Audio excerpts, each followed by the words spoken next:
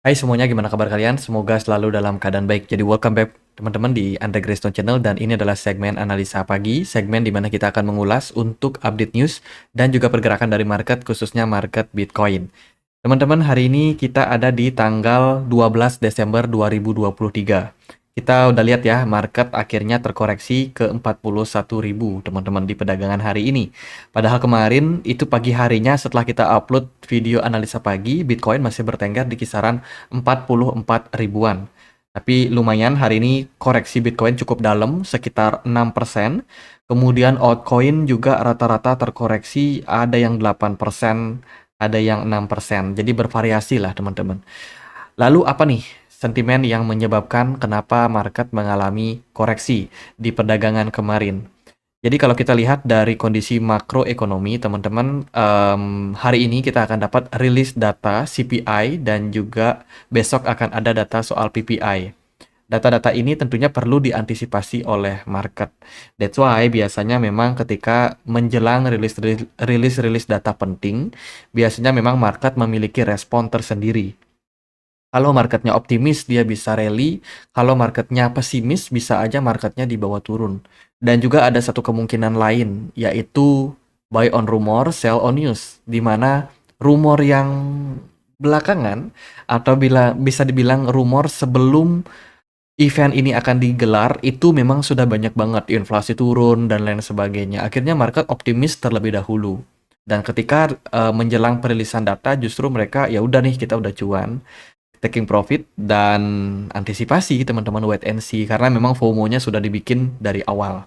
Jadi kalau kita lihat di perdagangan hari ini, kita akan dapat data untuk CPI and core CPI. Ini adalah data inflasi dari Amerika Serikat yang sangat-sangat penting teman-teman menjelang keputusan dari suku bunga Fed di hari Kamis nanti ya. Besok juga akan ada data penting, yaitu data PPI and core PPI. Data inflasi dari sudut pandang produsen juga bakalan sangat-sangat penting untuk kondisi dari market. Selain itu, beberapa news yang cukup meramaikan kemarin ya, salah satunya adalah ada masalah dari futures liquidation, yang mana kemarin itu banyak orang yang pasang long teman-teman. Posisinya itu sangat kontras ya. Yang pasang long ibaratnya 80%, yang pasang short itu hanya 20%. Jadi kesempatan tuh bagi para exchange yang pengen untuk dapatin cuan mereka ya kan, market harus di crackdown turun dulu teman-teman, sehingga melikuidasi para pemasang long position di market futures ataupun market derivatif yang lain. Jadi Bitcoin kemarin terlihat turun dan sekitar 350 juta US dollar liquidation kemarin sudah dilikuidasi ya teman-teman. Jadi lumayan banyak cuan nih exchange di perdagangan kemarin. Terus juga kemarin memang menunjukkan ada tren penurunan untuk volume perdagangan teman-teman. Selain itu juga ada masalah dari US regulator, di mana kalau kita lihat dari sini ini berujung kepada ketakutan yang terjadi pada market dengan kondisi beberapa masalah yang memang menghadapi CZ dan juga Binance. Jadi ada semacam kekhawatiran gitu terhadap market. Itu ulasan menurut Cointelegraph ya teman-teman. Kemudian ada penambahan news lain, yaitu ada US Senator Elizabeth Warren kemarin baru aja introduce untuk semacam undang-undang baru teman-teman. Dan ini crackdown market Bitcoin dan juga crypto. Jadi ini berita terbaru di perdagangan kemarin, itu ada Senator Amerika Serikat Elizabeth Warren memperkenalkan undang-undang yang mengatasi kekhawatiran seputar dugaan penyalahgunaan mata uang digital dalam aktivitas terlarang dengan alasan pencucian uang, perdagangan narkoba, penghindaran sanksi, dan masih banyak yang lainnya. Jadi ini billnya baru aja diposting kemarin. Jadi otomatis ini juga cukup memberikan sentimen negatif terhadap market. Itu dari Undang-Undang Amerika Serikat. Kemudian dari analisa yang lain, kita juga bisa melihat di perdagangan kemarin sebenarnya banyak yang melakukan aksi taking profit, teman-teman. Aksi taking profit ini dilakukan salah satunya oleh para miners yang akhirnya profit grabbers ya, atau mengambil profit mereka yang mereka udah cuan lumayan, apalagi mau penutupan akhir tahun. Para perusahaan-perusahaan miners ini dia butuh untuk memberikan laporan keuangan tahunan Kalau mereka nggak taking profit, mereka nggak bisa laporin itu, teman-teman. Nggak mungkin profitnya itu masih dalam posisi running dengan jumlah banyak. Pasti mereka harus taking profit dan tutup buku, teman-teman, untuk pencatatan, untuk kepentingan pencatatan mereka. Karena perusahaan-perusahaan mining yang sekarang ada itu nggak cuma perusahaan private, tapi juga ada perusahaan publik yang sahamnya listing di berbagai macam sekuritas, teman-teman. Artinya adalah ya mereka harus ambil profit guna untuk pencatatan administrasi, guna untuk dilaporkan untuk para investor. Jadi kemarin ada aksi taking profit juga. Itu sih ada beberapa data yang memang cukup rame, teman-teman. Nanti secara teknikal kita akan lihat juga seperti apa ya. Kemudian dari berita yang lain itu ada Google baru aja mengupdate untuk cryptocurrency and related product policy. Jadi ini berhubungan sama periklanan yang ada di Google, di mana Google baru aja melakukan update guna untuk memperketat dan juga ya memfasilitasi mereka yang mengiklankan kripto, terutama dengan menggunakan Google Ads. Ini baru aja diperbarui. Kemudian kemarin juga ada beberapa sentimen lain dari market DeFi, teman-teman. Salah satunya adalah Venus Protocol yang dikabarkan telah dieksploitasi, kena hacking, teman-teman. Kemarin kita juga sudah sempat posting sih beritanya di komunitas Telegram. Buat teman-teman yang punya akun Telegram, kalian bisa banget untuk join ya. Cari aja di menu pencarian kalian di sini. Itu @andregraystone, teman-teman akan dapetin channel portal informasi saya. Dan yang kedua, kita punya komunitas diskusi khusus buat teman-teman yang memang suka diskusi di market ya. Di menu pencarian ini teman-teman ketik aja waduh, ketik aja seputar investasi, teman-teman. Seputar investasi. Nanti teman-teman akan dialihkan masuk ke grup yang ini. Nah, teman-teman bisa join di sana dan dapetin informasi-informasi terbaru, terupdate di dunia kripto. Itu kemarin ya, DeFi protokol Venus sudah dihack, teman-teman, terkonfirmasi dihack, dan ini adalah salah satu platform yang running di BNB Smart Chain. Kemudian kemarin juga ada berita soal penurunan jumlah volume perdagangan di HTX Global. Ini adalah exchange Huobi Global ya, yang rebranding menjadi HTX, milik dari Justin Sun. Itu kehilangan sekitar 258 juta US dollar karena masalah exploit yang terjadi sebelumnya di bulan November kemarin. Jadi setelah kasus exploit tersebut, dari data delay lama menunjukkan bahwa ya ada penurunan yang namanya volume, teman-teman, dari HTX Global. Dari berita yang lain kemarin, FDI into China fall. Oh, ini adalah data yang menunjukkan bahwa outflow sedang terjadi pada investment di China, di mana memang China ini masih dalam posisi yang kurang begitu bagus untuk perekonomiannya saat ini. Ekspor impor terhambat, kemudian mereka juga mengurangi yang namanya import barang, teman-teman, sehingga perekonomian di Cina sendiri itu lebih banyak berada di dalam negaranya saja. Interaksi keluar itu cenderung melambat, sehingga ekonomi di sekitaran negara China termasuk di Asia ya itu otomatis juga terdampak, teman-teman, karena memang kondisi dari perekonomian yang masih cenderung buruk. Kemudian dari data yang lain ini ada Goldman Sachs yang punya project untuk Fed terkait dengan cut rate next year, dan dia akan Goldman Sachs itu memprediksi di kuartal ketiga baru Fed bakalan melakukan cut rate karena dengan sentimen inflasi yang sudah turun. Jadi masih sangat lama nih buat teman-teman yang nunggu kapan pivot, kapan pivot. Wah, masih jauh, teman-teman. Kuartal ketiga 2024. Tapi biasanya gains buy on rumor, sell on news. Sebelum sebelum newsnya muncul, rumor akan lebih dahulu mempengaruhi market ya untuk pergerakan rally. Jadi nggak masalah sih sebenarnya. Jadi ini semacam good news juga. Lalu di perdagangan kemarin itu ada Binance yang mengumumkan mereka ada launch pool ya. Ini baru mengadakan launch pool untuk mereka yang staking BNB itu berpeluang untuk farm ACE, teman-teman. Nah, jadi banyak demand ya, banyak demand yang masuk ke BNB. Kalau aku perhatikan hari ini BNB agak strong sih karena memang ada sentimen yang memang positif dari Binance. Kemudian ada integrasi yang semakin baik antara Cosmos sama Ethereum, teman-teman. Let's unfold Polymer Cosmos dan juga Ethereum Merge Thesis. Jadi ini adalah sebuah apa ya namanya integrasi lah bisa dibilang salah satu platform yang besar teman-teman, yaitu Ethereum sama Cosmos atau nama tokennya Atom ya, di mana melakukan integrasi guna untuk meningkatkan lagi komunikasi antar blockchain ini sehingga kita bisa melakukan transfer menggunakan penggunaan di apps di platform antara Polygon sama bukan Polygon tapi Ethereum sama Cosmos. Ini adalah integrasi yang bagus untuk kedepannya. Kemudian berita yang lain juga dari Matic. Matic baru aja mengumumkan kolaborasi mereka dengan Mondek sama FIFA terkait dengan peluncuran NFT berupa VIP Membership Card, teman-teman. Dan ini menyambut yang namanya final Piala Dunia FIFA 2026 ya. Dan minting sudah bisa dilakukan di tanggal 15 Desember. Jadi NFT ini tentunya sudah bisa dibeli itu di platform OpenSea. Teman-teman, OpenSea untuk melakukan pembelian dan kebetulan menggunakan jaringan dari Polygon Matic. Jadi good buat Matic. Selain itu ada Cardano yang di perdagangan kemarin baru aja merilis sebuah dompet baru, teman-teman. Dompet ini merupakan identity wallet di mana keamanannya sangat-sangat bagus ya, dari ekosistem Cardano. Jadi dia berkolaborasi sama Carry Automatic Identifier atau AIDS.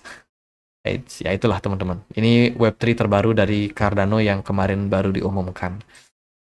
Lalu gimana kondisi dari pergerakan dari market? Aku sedikit review pergerakan dari US dollar di perdagangan kemarin masih agak strong menyambut data CPI dari market ya teman-teman. Kemudian XAU atau emas kemarin juga masih nyungsep turun sekitar 1%.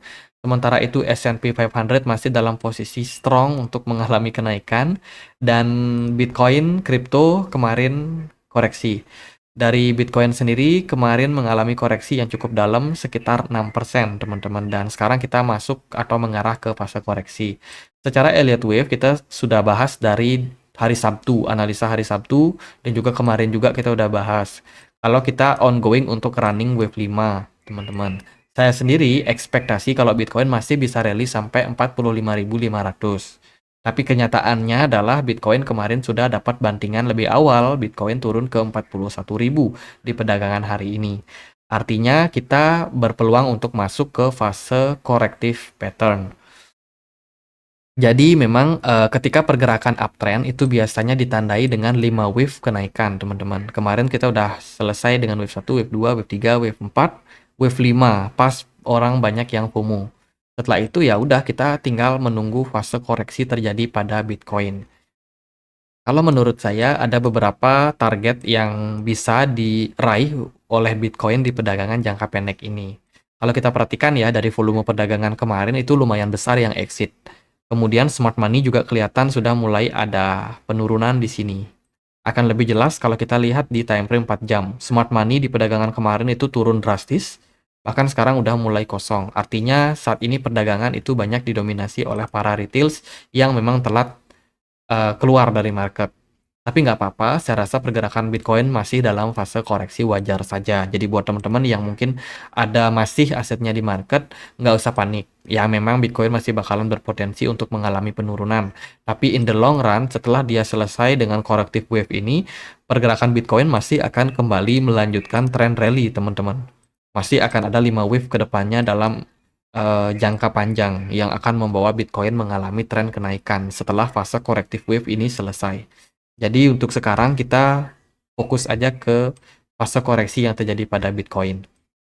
Kalau saya melihat ada beberapa level support yang potensial untuk dicapai oleh Bitcoin. Salah satunya adalah level Fibo 78,6.